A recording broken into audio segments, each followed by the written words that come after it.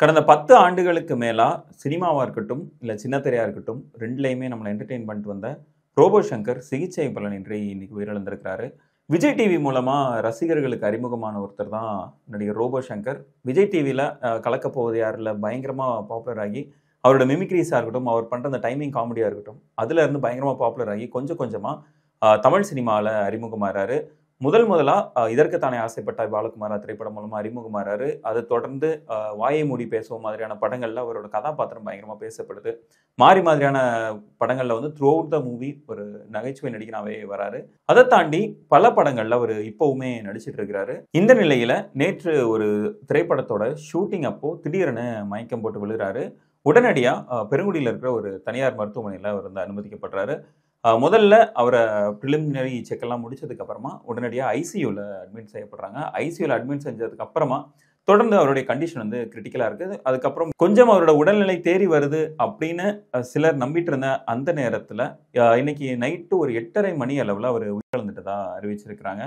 சில ஆண்டுகளுக்கு முன்னாடி அவருக்கு ஜாண்டிஸ் வந்திருந்தது வந்து அவர் உறுதிப்படுத்தியிருந்தாரு. அண்ட் அதுக்காக அவர் ட்ரீட்மெண்ட்டும் எடுத்திருந்தாரு. அந்த ட்ரீட்மெண்ட் அப்போ அவர் பயங்கரமாவே வெயிட் லாஸ்மே அவருக்கு ஆகியிருந்தது. ஸோ அதை தொடர்ந்து ரசிகர்கள் பலர் வந்து அவர் மீது ஒரு பெரிய கரிசனையை காட்டியிருந்தாங்க. அவர் அதுக்கப்புறம் மீண்டு வருவாரா அப்படின்ற ஒரு கேள்வியுமே இருந்தது. மறுபடியும் நமக்கு இந்த மாதிரியான சினிமால நடிப்பாரா அப்படின்னு ஒரு கேள்வி இருக்கும்பொழுது, அவர் தன்னோட ரசிகர்களுக்காக நான் கண்டிப்பா நடிக்க வருவேன் அப்படின்னு சொல்லிட்டு மறுபடியும் அவர் உடம்பெல்லாம் ஏத்திட்டு மறுபடியும் பல படங்கள்ல தொடர்ந்து நடிச்சிட்டு இருந்தாரு. அது மட்டும் இல்லாம அவர் நிறைய இடங்கள்ல சொல்லியிருக்கிறாரு, நான் நிறைய குடிச்சிருக்கேன், நிறைய தம் அடிச்சிருக்கேன். அதனாலவே எனக்கு லிவர் டிரான்ஸ்பிளான்டேஷனும் பண்ண வேண்டியது இருந்தது அப்படின்றதையும் சொல்லியிருக்காரு. அதே மாதிரி எனக்கு லங்ஸ்லயுமே நிறைய பிரச்சனைகள் இருக்கு அப்படின்றத சொல்லியிருந்தாரு.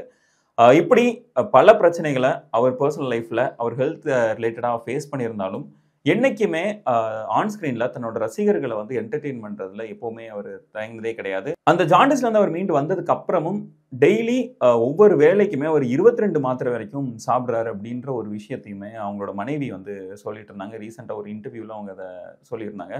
அதே மாதிரி ரோபோ சங்கர் அவர்கள் வந்து ஒரு டெடிகேட்டடான ஒரு ஆர்டிஸ்டும் கூட.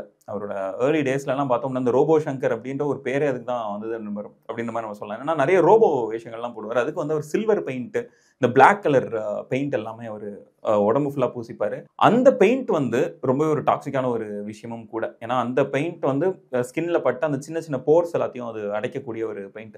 இப்போ உள்ள சினிமா இந்த டைம்ல வந்து அதெல்லாம் ஃபுல்லாவே பேன் பண்ணிட்டாங்க. அந்த மாதிரியான ஒரு விஷயம் பண்ணக்கூடாது அப்படின்ற ஒரு விஷயத்தையுமே சொல்லியிருக்காங்க. ஏன்னா உடம்பு ஃபுல்லா அந்த மாதிரியான பெயிண்ட் அடிக்கிறது அப்படின்றது வந்து ஸ்கின் கேன்சர் பரவுறதுக்குமே ஒரு இதா இருக்குது. அதுவும் ஒரு வழிவகுக்குது அப்படின்ற ஒரு விஷயம் வந்து இப்போ ஒரு அவேர்னஸ் வந்திருக்கு. பட் ஆனால் அந்த டைம்ல அது பெருசா இல்லை அப்படின்றதுனால அந்த ஒரு விஷயத்தையுமே ரோபோ சங்கர் துணிஞ்சு பண்ண ஒருத்தர் தான்.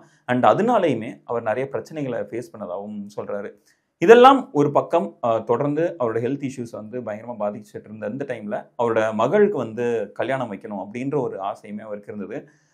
அப்படி அவருக்கு ஹெல்த் இஷ்யூஸ் ரொம்ப இதாகும் போது, அதாவது கிட்டத்தட்ட ஒரு 2 ஆண்டுகளுக்கு முன்னாடி அவருக்கு அந்த ஜாண்டிஸ்ல ரொம்ப தீவிரமா இருக்கும்போது அவரை பற்றிய ஒரு கவலை வந்து அவரோட மனைவிக்கு வந்ததாகவுமே அவங்க மனைவி பல சொல்லியிருக்காங்க.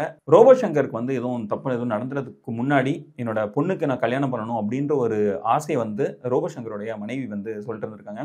அப்பவுமே அவங்களோட பொண்ணு வந்து திடமா இருந்து எங்க அப்பா வந்து கண்டிப்பா திரும்பி வருவாரு, கண்டிப்பா ஒரு நல்ல ஸ்ட்ராங்கா திரும்பி ஒரு கம்பேக் கொடுப்பாரு அப்படின்ற ஒரு நம்பிக்கையில எங்க அப்பா நான் நார்மல் ஆகுற வரைக்கும் நாங்க கல்யாணம் பண்ண மாட்டோம் அப்படின்னு சொல்லிட்டு வெயிட் பண்ணாங்க. இதை கேட்ட ரோபோ சங்கர் என் மகளுக்காக நான் திரும்பி வருவேன் அப்படின்னு சொல்லிட்டு தன்னை திடப்படுத்திக்கிட்டு அந்த ஜாண்டிஸ்ல இருந்து போராடி வெளியே வந்து மறுபடியும் பழைய ரோபோ சங்கரா வந்து அவர் தலைமையில தன்னோட பொண்ணுக்கு கல்யாணம் பண்ணி வச்சாரு. இது ரோபோ சங்கரோட ஒரு வலிமை, மன வலிமையையும் உடல் வலிமையுமே காட்டுது.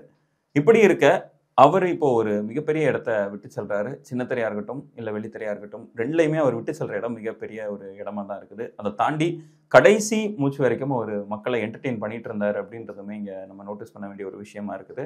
நிச்சயமா அவருடைய இழப்பு ஒரு மிகப்பெரிய இழப்பா தான் இருக்குது.